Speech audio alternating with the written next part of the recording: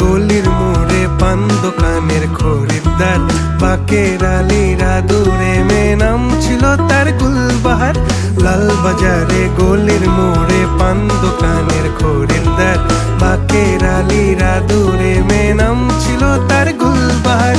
নাম ছিল তার গুলবাহার, দেখতে ভারী চমৎকার, তুলনা যে হয় না তার হোসনে আরা গুলবাহার। বাকের আলীরা দূরে মেয়ে নাম ছিল